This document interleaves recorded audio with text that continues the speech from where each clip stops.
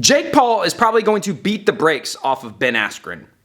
Now, there's a couple ways that Ben Askren could win, none of which have anything to do with him. I'll go over those later, but most likely Jake Paul is going to beat him up and make it look easy. I tend to stay out of topical stuff like this, but I think there's an important lesson in here, particularly if you're an MMA fighter or something similar that comes from a grappling background. Your striking is probably garbage. It's not entirely your fault. You might not even know the reasons why it's so bad, but we can go ahead and knock one of them out. One of the reasons that you don't know why your striking is so bad is that you don't even realize how bad it is. It's not all your fault. It's not entirely your fault. Don't beat yourself up about it. I mean, you're not beating anyone else up about it, but don't beat yourself up about it. There's a ton of ways that this can happen. You might go your whole career or your whole life without ever really knowing how bad your striking is. You might even think that it's good. You might even be winning fights with strikes, and your striking can still be objectively terrible. Now, I do understand that because the driving force behind this is the Jake Paul versus Ben Askren thing, we've created a lightning rod for nincompoops and doofuses to come argue with me saying that MMA fighters suck at striking. I'm not saying that. I'm saying this is the reason why MMA fighters who suck at striking. Maybe that doesn't apply to you, but I'm saying that it probably does, particularly if you are from a wrestling or Brazilian Jiu-Jitsu background. To get into any meaningful discussion about this, we have to kind of accept a truth, and that is that particularly in MMA and boxing, this isn't always the case, but in MMA contexts, they typically train the grappling at an intensity closer to 100% than they do train the striking. Some striking specific gyms, they do spar kind of hard, but typically MMA fighters don't train striking at a high intensity very regularly compared to how often they do train grappling at damn near 100%. In their training at grappling, when two guys grapple, it's always readily apparent which guy is the most skilled. You know whether you are getting wrecked and dominated or whether you are wrecking and dominating the other guy. In striking though, that's not always the case, particularly when we're talking about training and sparring amongst friends and teammates. It's not always clear. It's been my experience that a lot of really good MMA fighters don't know how bad they are. They don't know how mismatched they are because the consequences for showing them how out of sorts they are is for their partner to knock them unconscious and give them brain damage. Whereas in grappling, they can just hold the person down and just display or submit them or whatever. It's like very clear who is winning. There's also the fact that in Brazilian Jiu-Jitsu, they have belts that help decide who's who. Now, these are all just factors. There's a lot more that goes into it. Of course, there's blue belts from one place that can beat purple belts from another place, yada, yada, yada. A lot of boxing gyms are the notable exception where it's kind of like just survival of the fittest. If you can stay healthy and stay committed long enough and you're already kind of tough, you stay and everyone else goes, and you got guys beating the shit out of each other and knocking each other out in sparring. That's not exactly healthy, but that's why in those places it tends to not be as confusing as to who's better than who. Right now I'm talking specifically in just rolling and grappling or just striking, sparring and training context. It actually gets even a little more confusing when you mix the two. But why should we care who's better than who? Well, if you don't know how skilled you are, you don't know where to improve. And that's sort of the problem.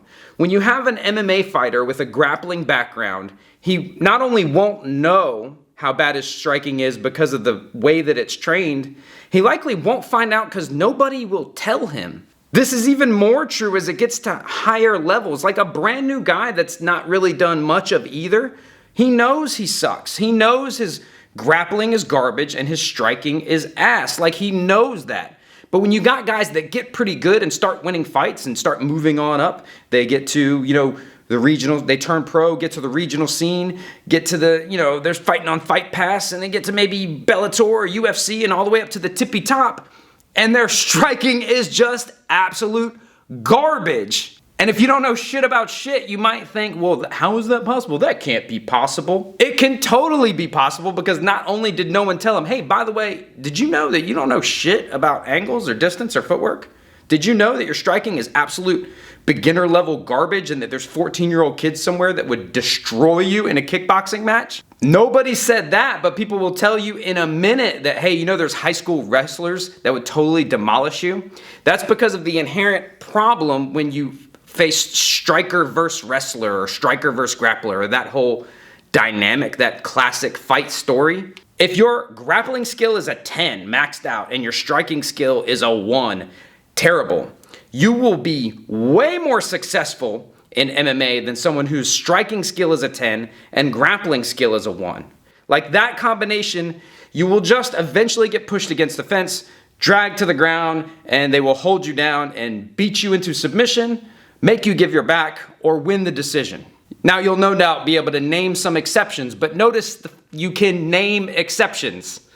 There are exceptions. Like you can't, it's not a regular thing. Like right now, some moron is typing the name of like the best person in the world. Great. I'm not talking about him. I'm not talking about them, though maybe we should be. That's a prime example of the guys that no one's telling him they suck. Like no one, like people, like Ben Askren knows he sucks at striking. He knows he's terrible at boxing, but no one, and I know why this happens. No one's telling him, hey dude, you're really bad. And I've watched that kid train and we watched him fight and he's way better than you. And that matters. The people capable of making that discernment are just not, or they're clouded. I think it's funny that anyone even thinks Ben Askren, like anyone's even picking him. Like, have you seen both men throw a punch? Like, if you've seen both of them throw a punch, how could you pick him? He's objectively, totally, 100%, absolutely awful. And guess what? So is Jake Paul. He's not very good, but he's way more skilled than Ben Askren in the art or sport of boxing. Now, you might not think that matters, because in the grand scheme of things, when it comes to boxing, these guys are both bums, right? Relative to, I mean, at a professional level, they're both bums. I'm sure Jake Paul could beat me in a boxing match. I don't think Ben Askren could. But relative to professional boxing, which is where they're competing, they are bums. But, hey, grappling guy, you know the difference between a blue belt and a white belt? Or hell, we'll even say a 2-stripe white belt and a guy off the street.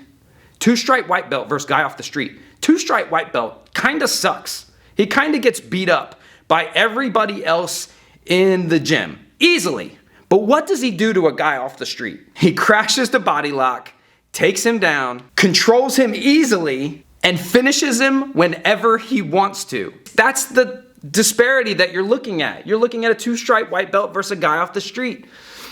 Now, there are some ways that Askren can win, or that you as an MMA fighter could win in this scenario, and that's part of the reason why this gets confusing. You can even win with strikes.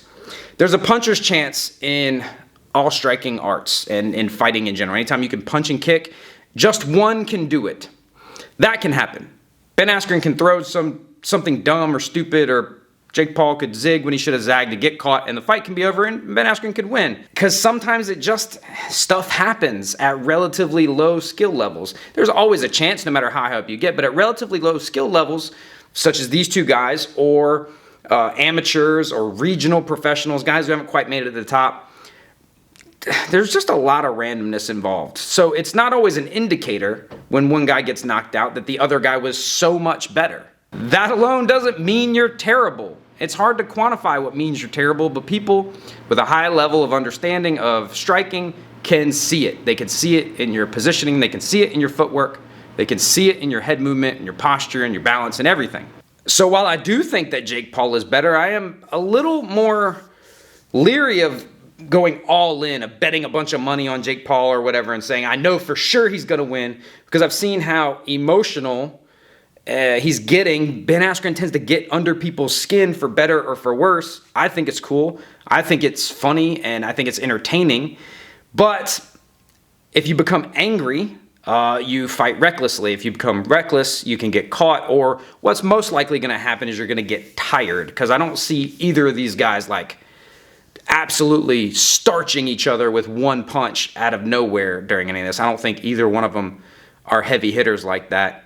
Though Jake Paul being more precise and Ben Askren being more striking like a wrestler, I think it's more likely that Jake can knock Askren out with one punch, then vice versa, I think what's most likely going to happen is somebody's going to get super tired. Somebody's going to get really tired, and it's going to get sloppy, and it's going to be ugly, and it's going to be random. So I'm not totally saying that Ben Askren can't win. I'm just saying it won't have anything to do with his like boxing skill. And the only other way I can think of him winning, which again has nothing to do with him, is that this is all just a work. It's just the outcome is predetermined, and that's what's going to happen. But you're not going to see like high-level boxing. The highest level boxing you will see will be from Jake Paul. And if you can't watch either man striking, like if you can't watch Ben Askren throwing punches and watch Jake Paul throwing punches, and you can't see that Jake Paul is like way, way, way, way better, then your striking sucks.